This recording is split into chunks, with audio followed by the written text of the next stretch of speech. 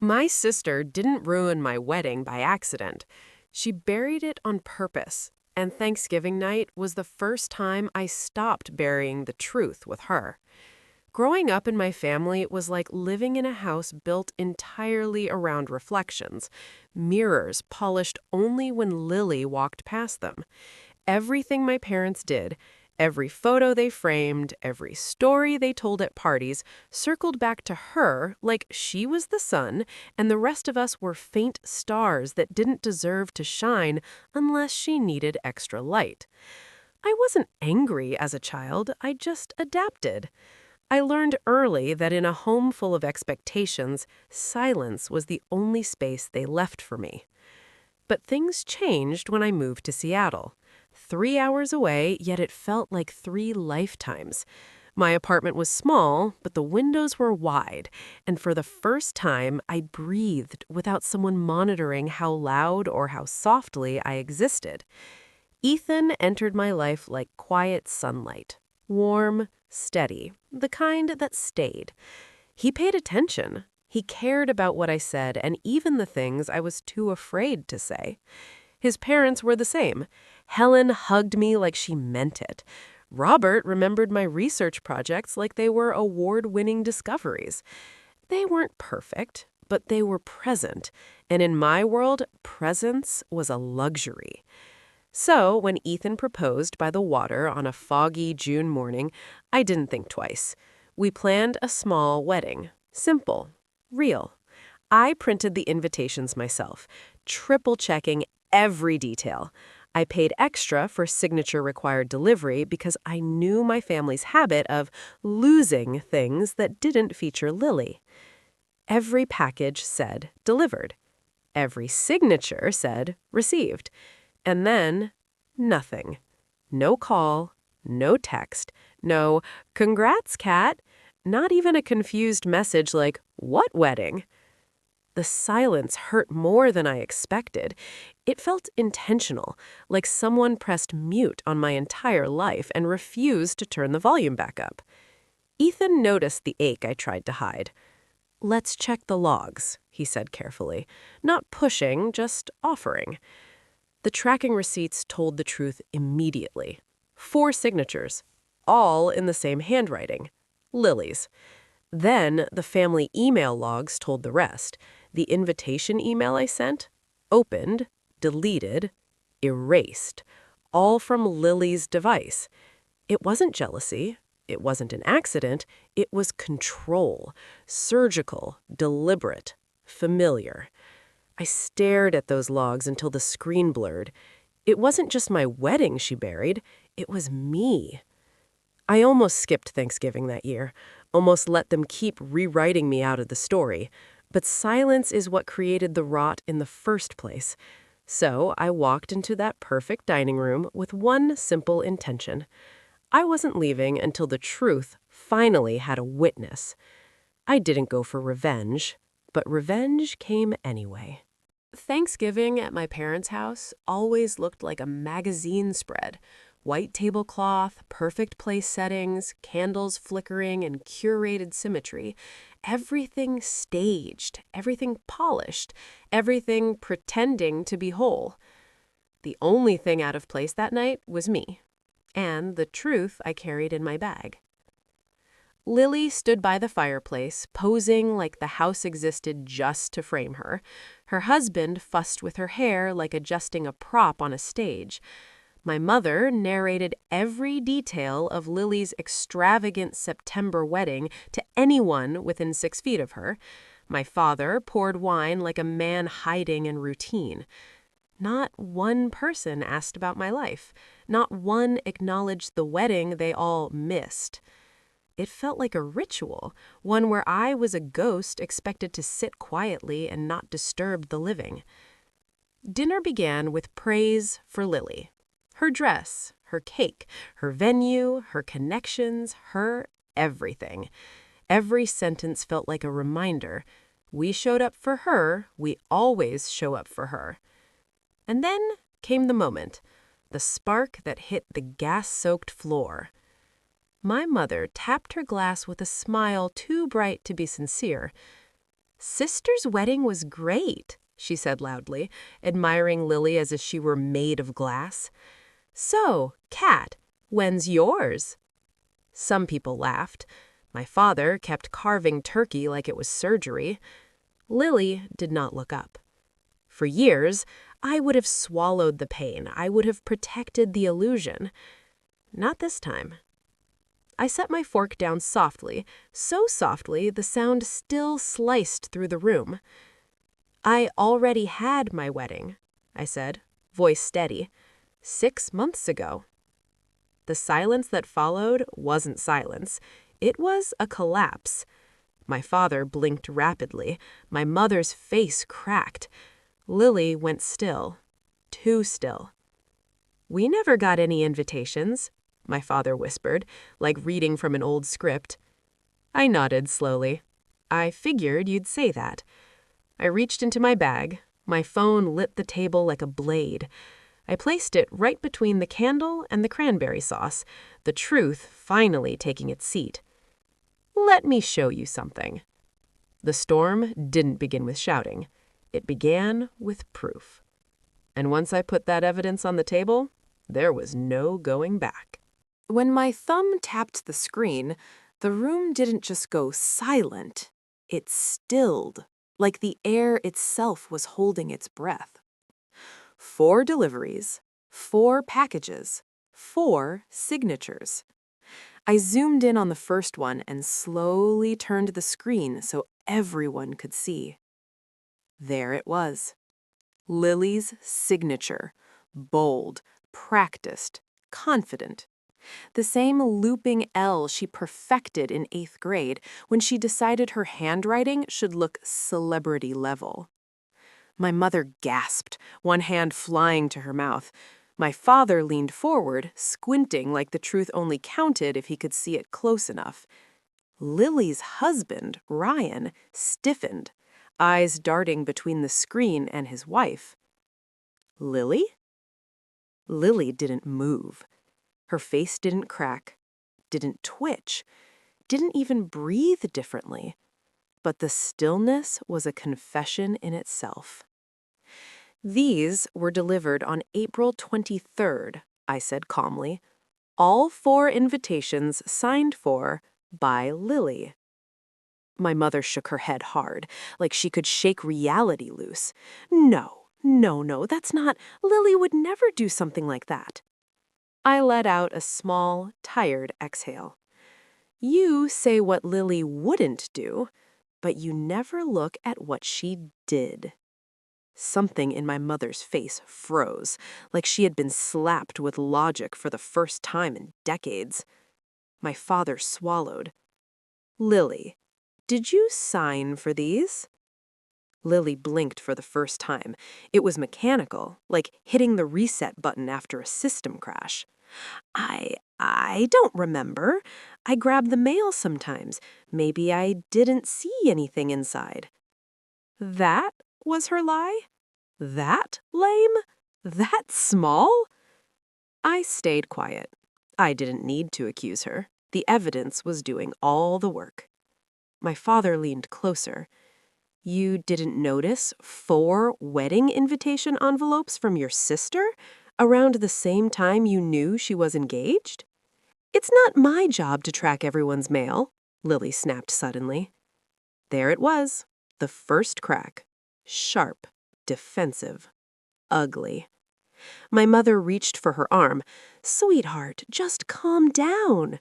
"No," I said, stopping her. My voice soft, but firm. "Let her talk. She's been talking over me her entire life." Lily glared at me. "What's that supposed to mean?" Instead of answering, I swiped to the next piece of evidence, the email log. "This," I said quietly, "is the activity log for the family email account." The wedding announcement I sent was shown on the screen, opened, then deleted immediately. "From this house, from Lily's device." My father's eyes widened. My mother froze completely. Lily's mouth dropped open. "I didn't delete anything. Maybe I clicked it by accident. Why are you attacking me?" I'm not attacking you. I'm showing you facts. Then the room shifted again, like the truth had finally pulled a chair up next to me. My mother's voice rose, shrill with denial. But why would Lily sabotage your wedding? Why would she hide your invitations? This is absurd. I looked right at her. Because my wedding was in June and hers was in September. Lily inhaled sharply, too sharply. She didn't want anyone talking about mine before hers. My words landed like a stone dropped in still water, ripples of shock spreading through the table. "That's insane," Lily hissed. "You always twist things to make me look bad." "No," I cut in. "You did that yourself." Ryan stood abruptly. "Lily, is this true?" Lily looked at him with desperation I'd never seen in her eyes. "You don't get it. Everyone always thinks Kat is innocent. She never needs anything. She just exists and makes people feel—" She stopped. "Feel what?" I asked quietly. Lily shot to her feet, tears brimming. "Feel guilty, feel small, feel like she doesn't even have to try." Ah, there it was. Not just the truth about the invitations, but the truth about her resentment simmering for years. My father stared at her like seeing his daughter for the first time without her carefully crafted halo. My mother looked shattered, unable to protect the facade any longer. And Lily? She wasn't finished falling yet. She had just exposed the motive behind her cruelty, but the real collapse was still ahead. This was only the beginning of her unraveling. For a moment, nobody moved. Not my father, not my mother, not even Lily, whose confession still hung over the table like smoke from a fire she didn't mean to start, but definitely set. Her words echoed in the silence. She just exists and makes people feel guilty, feel small, feel like she doesn't even have to try. The kind of sentence you can't take back. The kind that exposes more than it defends. My father sank into his chair slowly, staring at Lily with an expression I had never seen on his face, something between disappointment and disbelief. Ryan sat back down too, but not beside her wife. He angled away from her, rubbing his temples like he was trying to fit this new version of her into the woman he'd married. My mother finally broke the stillness. "Lily," she whispered, shaking her head. "How could you say that? About your sister, of all people." Lily wiped her face angrily. "Because it's true." "No," I said gently. "It's convenient." Her eyes snapped to me, red and frantic. "You think I wanted to do this? You think I wanted to hide your wedding? I had to carry the weight in this family. You were always the quiet one, the easy one, the one who didn't need anything. So they leaned on me. I didn't get to just disappear to Seattle and pretend life was simple." I blinked slowly. There it was, her resentment dressed as a confession.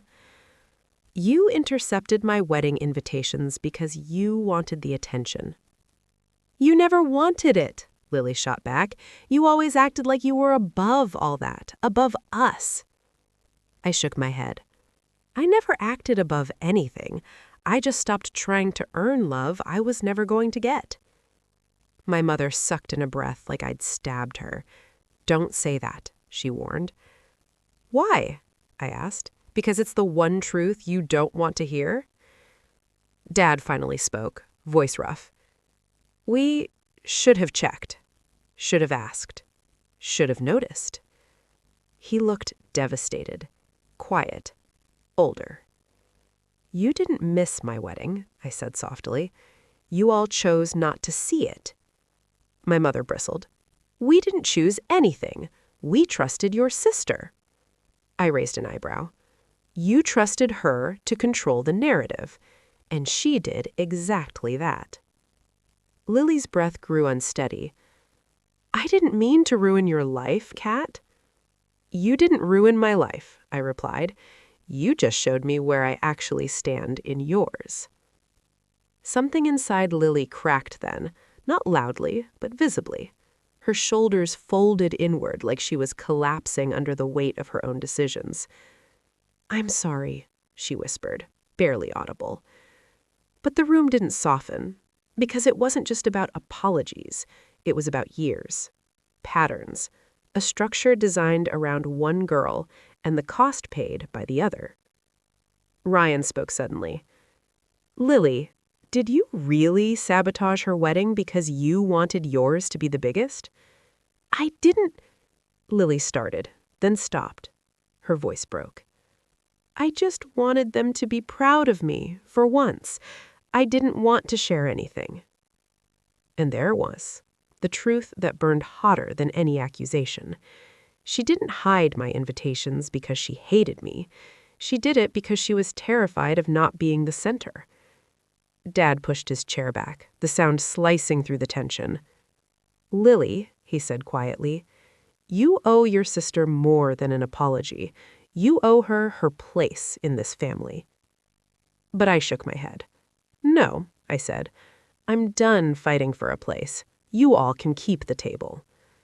My mother stood up, panic in her eyes. "No, Kat, you can't just walk out." I met her gaze. "I can, and I will, because I finally understand something." The room held its breath again. I was never the one who needed fixing. Lily collapsed in her chair, crying silently. Ryan stared at her with a new, frightened understanding.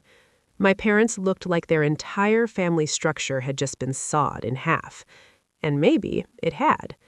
Because for the first time ever, the truth didn't orbit around Lily. It finally landed on me. And it was only going to hit harder from here. I used to think revenge meant breaking someone the way they broke you. But I learned something darker.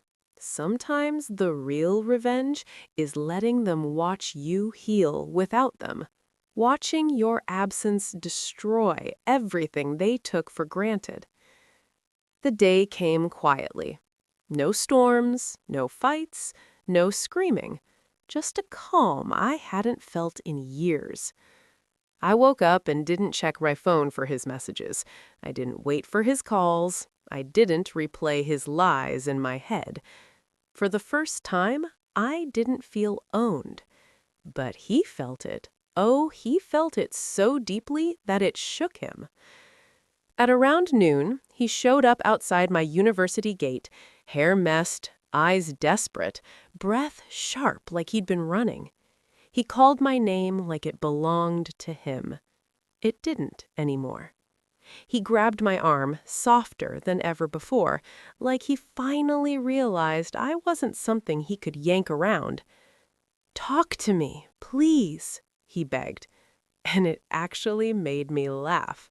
A small, humorless laugh, the kind you let out when the pain has finally turned into something colder.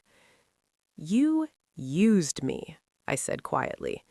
"Every time I trusted you, you used me." He shut his eyes like the words punched him. I know I messed up. I was stupid. I was scared. I didn't want to lose you, but I didn't want to stop my freedom either. But I swear, I love you." You know what the worst part was? A small piece of me still searched his face for honesty, still hoped for truth. But there was none, just the same empty promises wrapped in the same desperate tone. "I don't want your love," I said. "I want my life back." He froze. Those words, they cut deeper than any slap. Then I stepped back. For the first time, I was the one walking away. He followed, voice cracking, begging louder, attracting the attention of everyone around. He was falling apart. I was finally standing straight. He said all the things I used to beg to hear. He cried the tears I had shed alone. He reached out the way I had once reached for him. But I kept walking. Every step felt like a piece of me stitching itself back together. Halfway down the road, I stopped and turned around, not because I wanted him, but because I wanted him to see the final blow. "You didn't lose me today," I said quietly. "You lost me the day you decided I was someone you could use." His expression shattered. And that was it. No dramatic goodbye, no final fight, just truth, and the truth destroyed him more than my tears ever could. I left him standing there, broken and stunned, surrounded by a crowd whispering his name. And for the first time in a long time, I didn't feel broken. I didn't feel empty. I didn't feel his. I felt me. And nothing was more powerful than that.